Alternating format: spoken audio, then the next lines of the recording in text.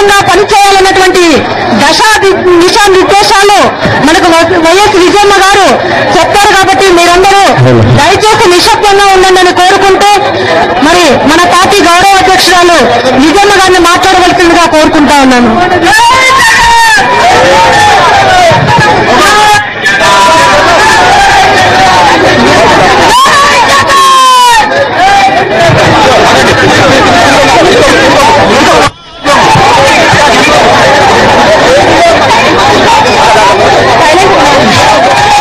నిశ్శబ్దంగా ఉండండి మా, నిశ్శబ్దంగా ఉండండి, ఒక్క నిమిషం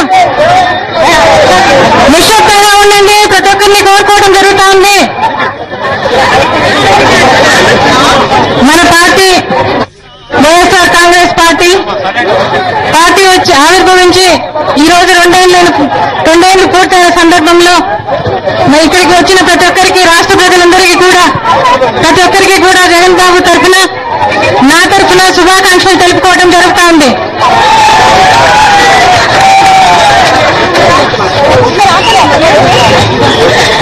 ఈ గడిచిన రెండేళ్లలో ఎన్నో మార్పులు మరి ఈరోజు కేంద్రం, రాష్ట్రంలో కానీ దేశంలో కానీ మనం ఎదురు చూడని పరిస్థితులు ఎన్నో రావడం జరిగింది. మరి రాజశేఖర రెడ్డి గారు 2 సార్లు కాంగ్రెస్ పార్టీని అధికారంలోకి తీసుకురావడం జరిగింది. మరి తీసుకొచ్చే రాజశేఖర రెడ్డి గారి కుటుంబాన్ని మరి ఈరోజు ఆయన మీద కక్షతోటి ఈరోజు మనమందరం రాజశేఖర రెడ్డి గారి కుటుంబాన్ని రోడ్డు తీసిన ఈరోజు ఇలాంటి రాజకీయాలు నడుస్తూ ఉన్నాయి. ఇవాళ మరి ప్రజాభిమానాన్ని పొందినటువంటి జగన్ బాబును మరి ఈరోజు ఆయన మీద కూడా అసూయతోటి ఈరోజు ఆయన జైల్లో పెట్టి మరి ఇలాంటి దుర్మార్గపు రాజకీయాలు నడుస్తూ ఉన్నాయి. ఇవాళ చూస్తే మరి రాజశేఖర రెడ్డి గారి కుటుంబాన్ని అనేక రకమైన బాధలు పెడతా ఈరోజు కుటిలమైన రాజకీయాలు జరుగుతూ ఉన్నాయి. ఇవాళ ఇటువంటి రాజకీయాలు ఏ ప్రాంతంలోనూ కూడా జరగండు అనుకుంటా, ఏ ఒక్కరు కూడా పడిండరు అనుకుంటా. రాజశేఖర రెడ్డి గారు మన మధ్యన వెళ్ళిపోయిన తర్వాత ఈరోజు జరిగే పరిణామాలన్నింటినీ చూసి ఈ రాష్ట్ర ప్రభుత్వంలో ఉండే ప్రజల గుండెలు పిండేస్తున్నాయి వాళ్ళు చూస్తుంటే. మరి మరోవైపు రాజశేఖర రెడ్డి గారు ఆయన పరిపాలనలోకి అధికారంలోకి వచ్చిన తర్వాత మరి ఆయన ఎన్నో ప్రణాళికలు తీసుకురావడం జరిగింది. ఆయన ప్రజల కష్టం తెలిసిన వ్యక్తి. దగ్గర 25 సంవత్సరాలు ఆయన ప్రజల మధ్యలో ఉండి ప్రజల కష్టాలు తెలుసుకున్న వ్యక్తి.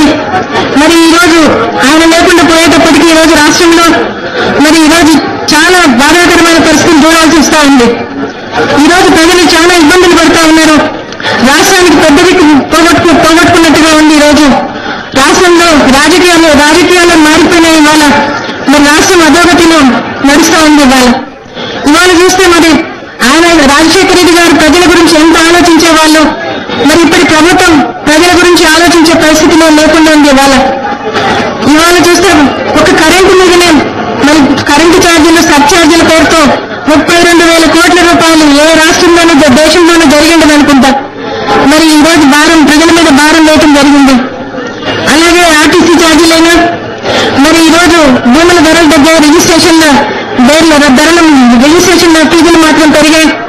మధ్య వేరులో పారుతూ ఉంది. వాళ్ళు చూస్తూ ఉంటే ఇవాళ రైతు కుదేలేని పరిస్థితి ఉంది. ఈరోజు రైతు క్రాప్ హాలిడే ప్రకటించడం జరుగుతోంది. ఈరోజు అదేవిధంగా కరెంటు లేక పరిశ్రమలు మూతపడ్డాయి. ఈరోజు పవర్ హాలిడే పరిశ్రమలకు రావడం జరిగింది. మరి ఎన్నడూ లేని కన్వీనర్ మిల్క్ హాలిడే కూడా ప్రకటించడం జరిగింది. మరి ఈరోజు చూస్తే మరి నిత్యావసర ధరలైతే కొండెక్కి కూర్చున్నాయి. మరి ఈరోజు పెన్షన్ అయితే మరి దగ్గర పెన్షన్లు కూడా చాలా పెన్షన్స్ తీసివేయడం జరిగింది. వికలాంగుల పెన్షన్స్ అయితే 1,85,000 మందిని తీసేయడం జరిగింది. మరి ఈరోజు ఆరోగ్యశ్రీ అనారోగ్యశ్రీ అయింది. ఈరోజు 108 కల్పించడం లేదు, సరిగా డీజిల్ లేదని ఇదని 104 అసలుకే లేదు. ఫీజు రియంబర్స్మెంట్ లేక పిల్లలు తల్లిదండ్రులు బాధపడటం జరుగుతూ ఉంది.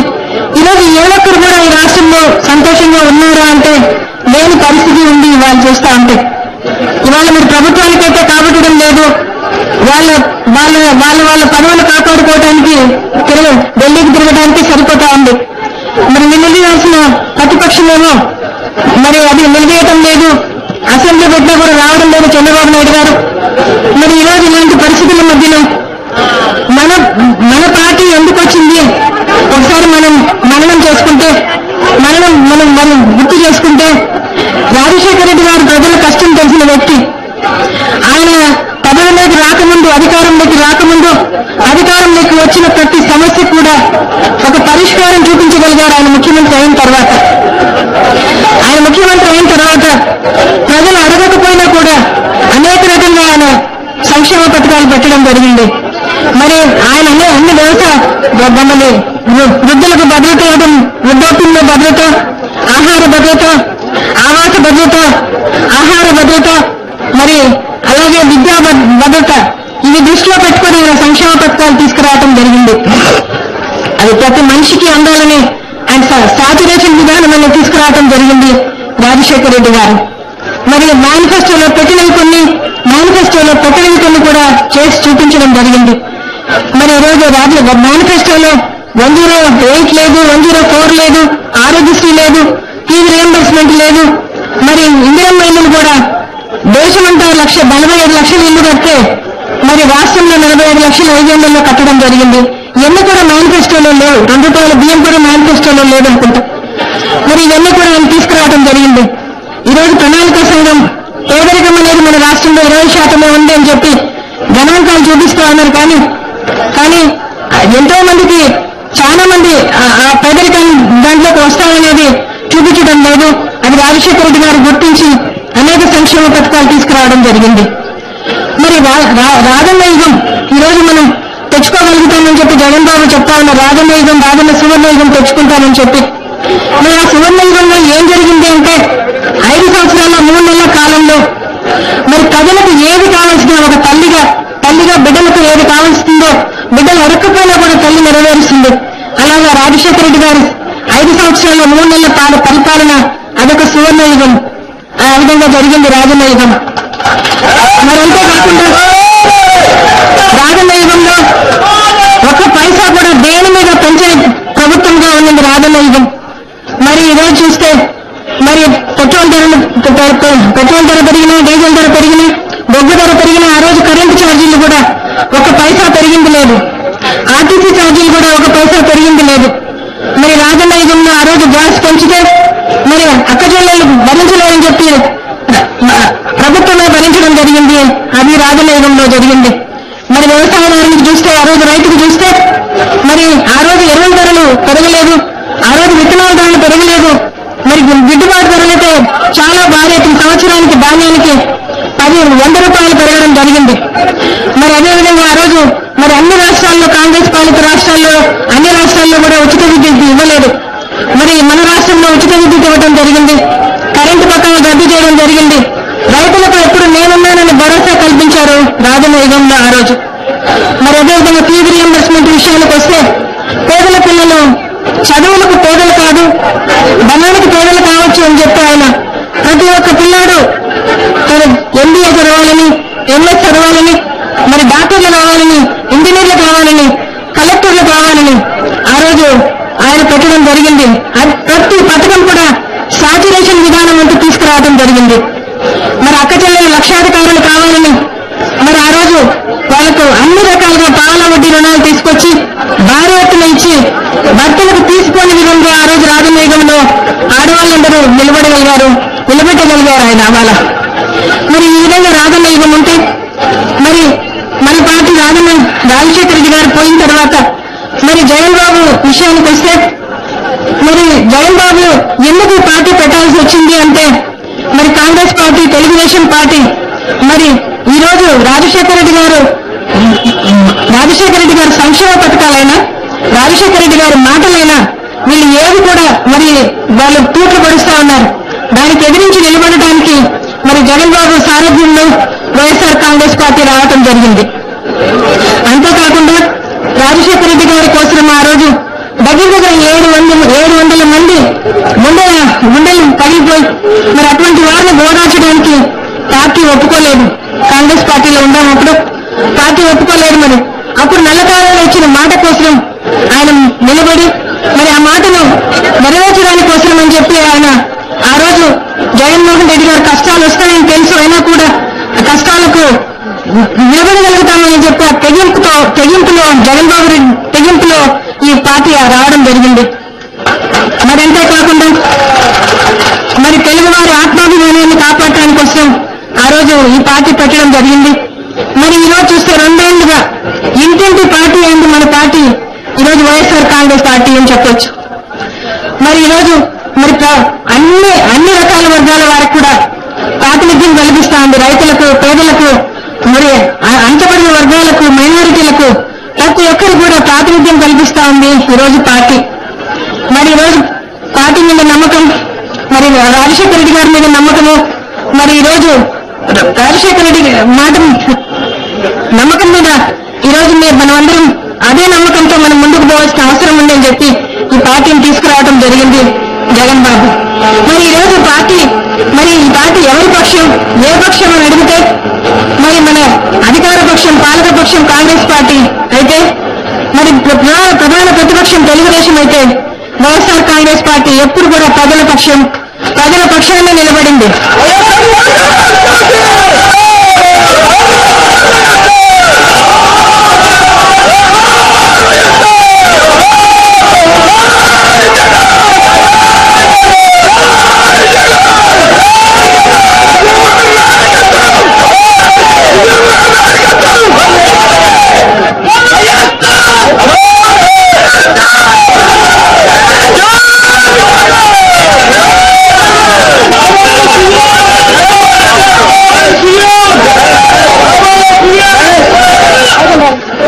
రాజశేఖర రెడ్డి గారు ఏదైతే ప్రజల మధ్యలో ఉన్నారో, ప్రజల కోసం నిలబడ్డారో, అదేవిధంగా జగన్ బాబు కూడా ప్రజల కోసం ప్రజల మధ్య నిలబడడం జరిగింది.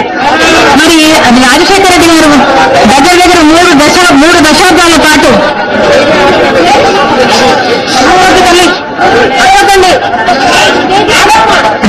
రాజశేఖర రెడ్డి గారు 3 దశాబ్దాల పాటు అంతకంటే పైనే మరి ప్రజల మధ్యలో ఉండి ప్రజల కోసం నిలబడటం జరిగింది. ప్రజల అభిమానాన్ని చూరగొనడం జరిగింది. అదేవిధంగా జగన్ బాబు కూడా 2.5 సంవత్సరం మరి ప్రజలకి 25 రోజులు ప్రజల మధ్యలోనే ఉండడం జరిగింది. ప్రజలలో ఓదార్పు యాత్ర చేస్తూ ప్రజల ముందుకు వచ్చిన ప్రతి సమస్యలోనూ ఆయన పాల్గొనడం జరిగింది. ఆయన ఏ సమస్య అంటే రైతుల కోసమైనా, గిట్టుబాటు ధరల కోసమైనా, జలయజ్ఞం కోసమైనా, మరి అట్లే విద్యార్థుల కోసమైనా, మరి నేతల కోసమైనా ఏ సమస్య ముందుకు వస్తుందో ఆ ప్రతి సమస్యను తీసుకొని ఆయన దీక్షలు, ధర్నాలు చేయడం జరిగింది. ఆయన ఆ విధంగా చేసిన దాని వల్ల మరి ఒకసారి మనం చూస్తే జగన్ బాబు జైల్లో ఉన్నా కూడా మనల్ని గురించి ఆలోచిస్తా ఉన్నాడు. ప్రతి నిమిషం మేము ఎప్పుడు పోయినా కూడా జగన్ బాబు దగ్గరికి మరి ప్రజల కోసం ఈ దీక్ష చేయండి, ఈ విధంగా చేయండి, ఇట్లా పోండి అని చెప్పడమే జరుగుతా ఉంది. కానీ మరి ఈ విధంగా జగన్ బాబునైతే అన్యాయంగా అరెస్ట్ చేయడం అయితే జరిగింది. మరి ఈరోజు మొదటి నుంచి కూడా చూస్తే మరి కాంగ్రెస్ పార్టీ, తెలుగుదేశం పార్టీ కలిసి కుమ్మక్కై మరి కోర్టుకు పోవడం జరిగింది. మరి అన్యాయంగా 10 నెలలు ఎంక్వైరీ చేయడం జరిగింది జగన్ బాబు కోసం.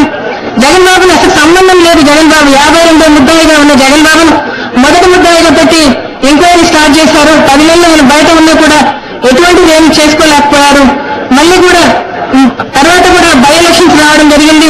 మరి బై ఎలక్షన్స్ వచ్చిన తర్వాత బయట ఉంటే జగన్ బాబు మరి కష్టమవుతుందని చెప్పి ఆయన విచారణ కోసం అని చెప్పి కోర్టులో చెప్పడం కూడా జరిగింది. అరెస్ట్ వరకు రాదు కాబట్టి అటెండ్ రమ్మని చెప్పడం జరిగింది బెయిల్ కోసం అప్లై చేస్తే.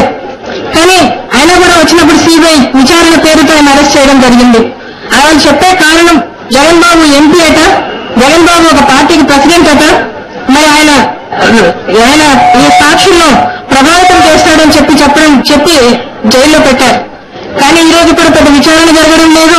మరి ఆయన సాక్షుల్లో ప్రభావితం చేస్తాడు అంటే మరి ఆయన 10 నెలల కాలంలో కూడా ఏ ఎంక్వైరీ చేసినా కూడా ప్రజల మధ్యలోనే ఉన్నాడు. నెలకి 20 రోజులు ఏ రోజు కూడా ఆయన ఇంటికి వచ్చి లాయర్లతో మాట్లాడటం కానీ, మరి ఎంక్వైరీకి వచ్చినప్పుడు మాట్లాడటం కానీ, సిబిఐ వాళ్ళు 10-12 రోజులు ఇంట్లోనే ఉన్నారు. ఇల్లంతా కూడా చూస్తా.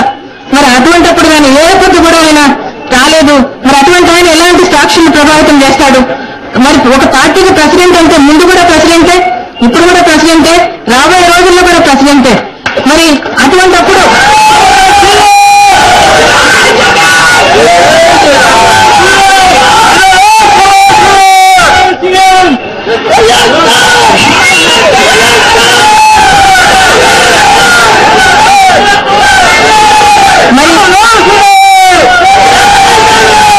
మరి ఈ 2 నెలల్లో మనం చేసింది ఏంటంటే దగ్గర 10 నెలలు ఆయన జైల్లోనే పెట్టడం జరిగింది. మన మిగతా రోజులంతా కూడా నెలకు 25 రోజులు ప్రజల మధ్యలో మీతోనే ఉన్నాడు ఆయన. మీరు కూడా చూపించిన అభిమానం చాలా గొప్పది. కడప ఎలక్షన్స్ లో అయితే నిజంగా ఎంతమంది వచ్చి పనిచేసినా కూడా సెంట్రల్ మినిస్టర్స్, ఇక్కడ మినిస్టర్లు 20 మంది మినిస్టర్లు దగ్గర పైన ఉన్నా, ఎంత డబ్బులు ఖర్చు పెట్టినా, ఎటువంటి ఫ్యామిలీలో గొడవలు తెచ్చినా కూడా కడప ప్రజలు ఆ రోజు 5,47,700 ఓట్లతో ఆ రోజు జగన్ బాబుని గెలిపించడం జరిగింది. ఆ రోజు నన్ను కూడా 81,300 ఓట్లతో నన్ను కూడా గెలిపించడం జరిగింది. కడప ప్రజలను ఆ రోజు ఆదరించారు. మరి అట్లాగే మళ్ళీ బై ఎలక్షన్ వచ్చినప్పుడు కూడా రాష్ట్రమంతా కూడా మరి జగన్ బాబుని ఆదరించి హక్కున తెచ్చుకున్నారు. మరి అఖండమైన మెజారిటీతో వాళ్ళని గెలిపించడం జరిగింది. మరి ఎటువంటి వీళ్ళు కుమ్మకాయ రాజకీయాలు చేసినా కూడా వాళ్ళు కూడా మరి కొన్ని చోట్ల తెలుగుదేశం డిపాజిట్ లాస్ అయింది, కొన్ని చోట్ల కాంగ్రెస్ డిపాజిట్ లాస్ అయింది. అయినా కూడా మరి వాళ్ళకు ఇది రావటం లేదు. మరి ఈ రోజు చూస్తే ప్రజలను మిమ్మల్ని కూడా మీ వల్ల మేము ఈ రోజు వైఎస్ఆర్ కాంగ్రెస్ పార్టీ నిలబడిందన్నా, జగన్ బాబు మేము మీ ముందర నిలబడిపోయినామంటే కూడా అది మీ యొక్క ప్రేమ మాత్రమే, మీ యొక్క అభిమానం మాత్రమే.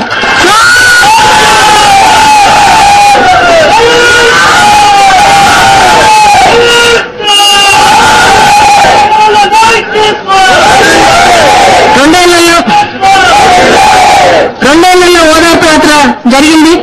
తర్వాత మరి జరిగిన పరిస్థితులన్నీ కూడా మీకు తెలుసు. మరి ఈ రోజు పాదయాత్ర జరుగుతూ ఉంది.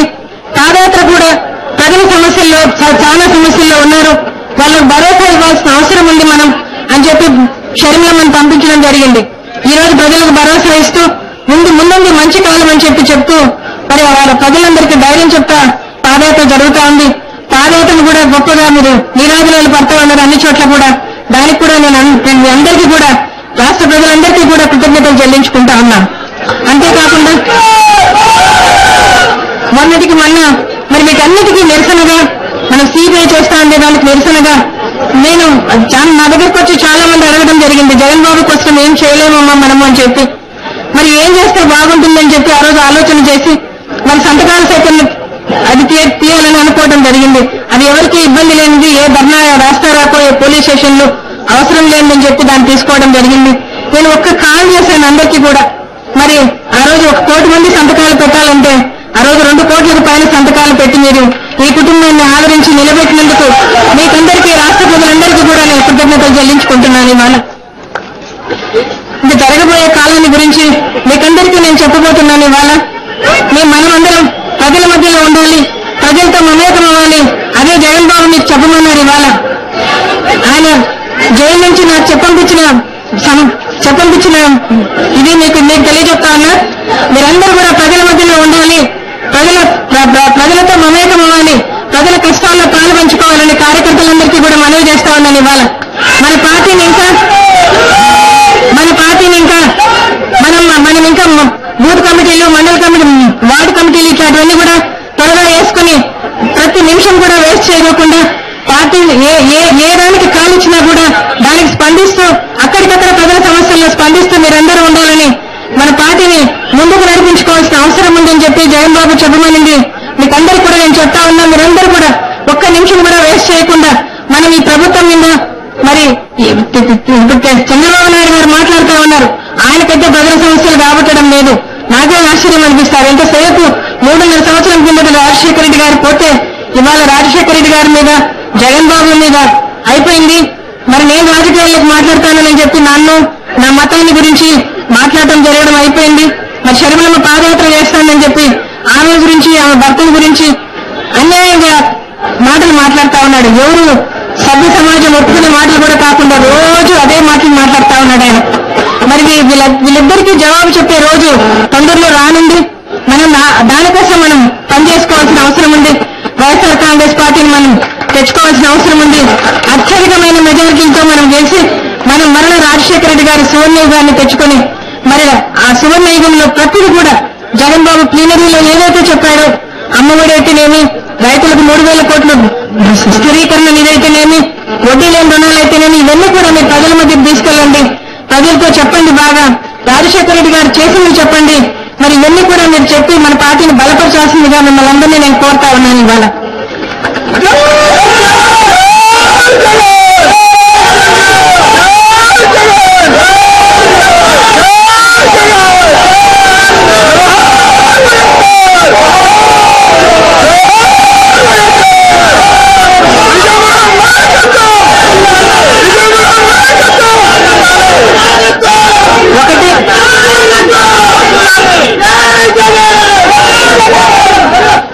ఒకటి, నిన్న నేను ఎకనామిక్ టైమ్స్ లో ఇంటర్వ్యూ ఇచ్చిన దానికి నాయకులందరూ చాలా రకాలుగా దాన్ని వక్రీకరించి చెప్పడం జరుగుతా ఉంది. ఇవాళ మీడియా, ఎల్లో మీడియా వక్రీకరించి చెప్పడం జరుగుతా ఉంది.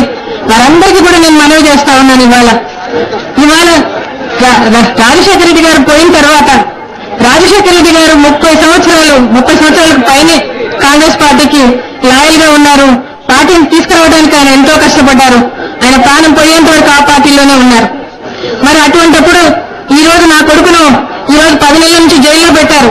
మరి ఏ కేసు ఏది కూడా చెప్పే పరిస్థితిలో లేరు ఇవాళ. మరి ఈ రోజు జగన్ బాబును మరి అన్యాయంగా అరెస్ట్ చేశారు, అక్రమంగా అరెస్ట్ చేశారు. నేను వాళ్ళకు కూడా ఎకనామిక్ టైమ్స్ వాళ్ళకి చెప్పడం జరిగింది. వాళ్ళు పదే అడిగారు నన్ను, మీరు ఈ పార్టీకి మద్దతు అవుతారా, ఈ పార్టీకి కలుస్తారా అని చెప్పి. నేను చెప్పాను, మాకు ముఖ్యమైన మేము ఆంధ్రప్రదేశ్ రాష్ట్రంలో మేము లోక్సభకు 30-35 సీట్లు తెచ్చుకోగలుగుతాం. మేము 200 సీట్లకు పైన మేము వైఎస్ఆర్ కాంగ్రెస్ పార్టీ అసెంబ్లీ స్థానం తెచ్చుకున్న తర్వాత మేము ఆలోచన చేస్తాం. ఆ రోజు ఏ పార్టీ ఉంటుందో అక్కడ, ఏ పార్టీ పర్సెంట్ కావచ్చు, ఇంకొకటి కావచ్చు, ఏది వస్తుందో అది కూడా రాష్ట్ర ప్రయోజనాల కోసం జగన్ బాబు ఆ రోజు చెప్పాడు. ఇంగ్లీష్ మీడియాలో చెప్పడం జరిగింది, CNN దాంట్లో చెప్పడం జరిగింది. ఆయన ఆ రోజు చెప్పడం జరిగింది.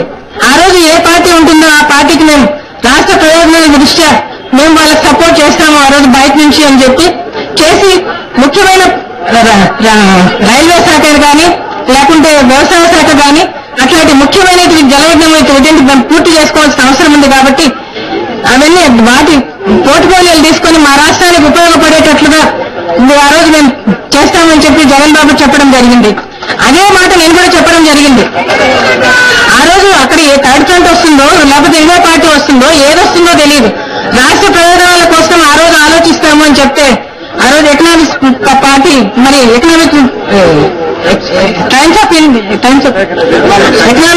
టైమ్స్ లో మరి ముందు పేజీలో ఒకటి రాశారు, లోపల పేజీలో నేను చెప్పిందే రాశారు. మరి నాయకులందరూ దాన్ని చదివినారా లేదా, చదవకుండానే మాట్లాడతారా, ఎందుకు మాట్లాడతారు? ఇవన్నీ కూడా మీ ద్వారా వాళ్ళని అడుగుతా ఉన్నాను. దీంతో వాళ్ళకి జవాబు అర్థమవుతుందని చెప్పి మీ ద్వారా నేను తెలియజెప్పడం జరుగుతా ఉంది. రాష్ట్ర ప్రయోజనాల దృష్ట్యా జగన్ బాబు ఆ రోజు ఏమైతే చెప్పాడో దానికి వైఎస్ఆర్ కాంగ్రెస్ పార్టీ కట్టుబడి ఉంటుంది. ఆ రోజు ఒక థర్డ్ ఫ్రంట్ ఉంటుందో, ఇంకో పార్టీ ఉంటుందో, ఏ పార్టీ ఉంటుందో మాకు తెలియదు. ఏ పార్టీ ఉంటుందో తెలియదు. రెండోసారి కూడా చెప్తా ఉన్నా నేను నాయకులకు, మరి ప్రజలందరికీ కూడా చెప్తా ఉన్నా నేను, రాష్ట్ర ప్రయోజనాల దృష్ట్యా వైఎస్ఆర్ కాంగ్రెస్ పార్టీ మంచి చేయడానికి తప్పకుండా ప్రయత్నిస్తుంది. దానికి కట్టుబడి ఉంటుందని మాత్రం ప్రజలకు కూడా నేను మనవి చేస్తా ఉన్నాను. ఇవాళ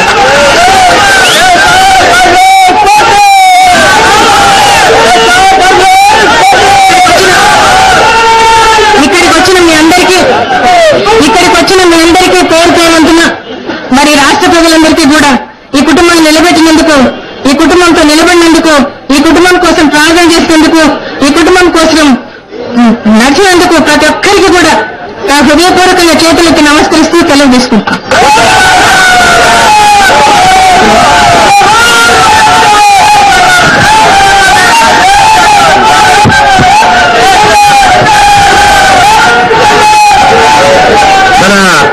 గౌరవ అధ్యక్షురాలు గత 2 ఏళ్లలో వైఎస్ఆర్ కాంగ్రెస్ పార్టీ ఇంటింటి పార్టీగా మారిందని వైఎస్ఆర్ కాంగ్రెస్ పార్టీ గౌరవ అధ్యక్షురాలు వైఎస్ విజయమ్మ అన్నారు. అలాగే ప్రజల పక్షాన పోరాడిన ఏకైక పార్టీగా, ప్రజల పార్టీగా నిలిచిన పార్టీ వైఎస్ఆర్ కాంగ్రెస్ పార్టీ అని కూడా అన్నారు. అలాగే ప్రజలు తమపై ఉంచిన నమ్మకాన్ని వమ్ము చేయకుండా ప్రజా సమస్యలపై పోరాటాలు చేసి ప్రజలకు మరింత చేరువ కావాల్సిన అవసరం కూడా ఉందని ఆమె కార్యకర్తలకు పిలుపునిచ్చారు.